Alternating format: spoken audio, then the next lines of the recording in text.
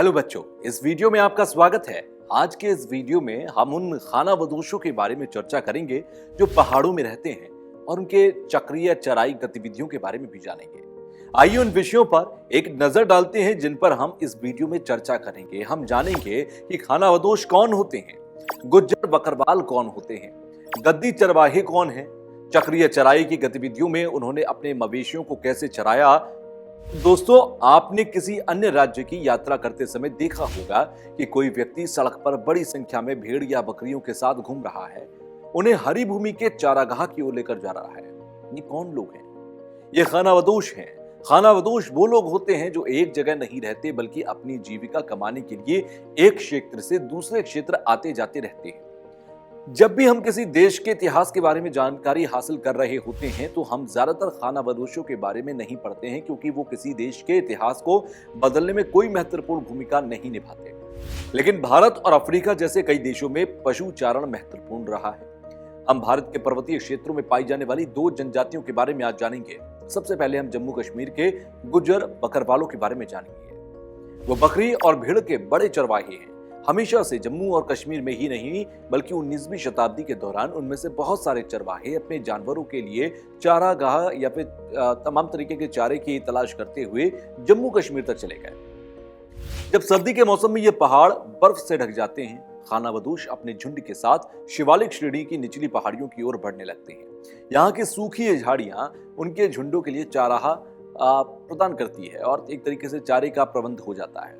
जब गर्मियां आने लगती हैं, यानी कि अप्रैल के अंत तक पहाड़ों से बर्फ पिघलने लगती है, वो वापस उत्तर में ऊंचे पहाड़ों की ओर बढ़ने लगते हैं। इस क्षेत्र में कई प्रकार की घास उगती है जो पशु झुंडों के लिए समृद्ध पौष्टिक खाना प्रदान करती है। ये यात्रा बड़े समूह में की जाती है, जहां कई परिवार एक साथ जाते हैं और इसे काफिला कहा जाता है।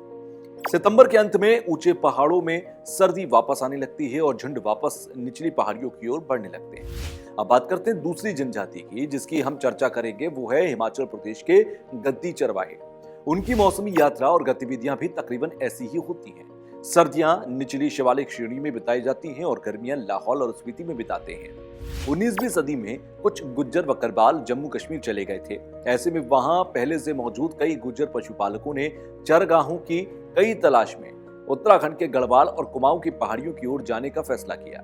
इन पहाड़ियों में चरवाहे सर्दियों में भाबर के सूखे जंगलों में आ गए और गर्मियों के अंदर बुग्याल के रूप में जाने जाने वाले घास के ऊंचे मैदानों में चले गए। गर्मी और सर्दी के बीच में चलने का ये पैटर्न भोटिया, शेरपा और किन्नौरी समुदायों के साथ साथ हिमालय के अन्य समुदायों में भी बहुत आम था।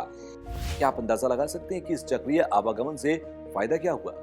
झुंडों के एक इलाके से दूसरे इलाके में जाने से मवेशियों के लिए भोजन की कोई कमी नहीं रहती थी। इसे मिट्टी को भरने का और घास को बढ़ने का वक्त मिल जाता है। वीडियो में अब वक्त है एक नजर में ये जानने का कि आपने अब तक क्या क्या सीखा। घुमंतु या खानाबदोश वो लोग हैं जो एक जगह नहीं रहते बल्कि जीविका के लिए एक क्षेत्र से दूसरे क्षेत्र में आते जाते रहते हैं। जम्मू और कश्मीर के अंदर गुज्जर बकरवाल बकरी और भेड़ के बड़े चरवाहे हैं। शीतकाल में ये अपने झुंडों के साथ शिवालिक पर्वतमाला की निचली पहाड़ियों की ओर चले जाते हैं। जब गर्मियां आने लगती हैं, यानी कि अप्रैल के अंत तक, वो वापस उत्तर में ऊंचे पहाड़ों की ओर बढ़ने लगते हैं।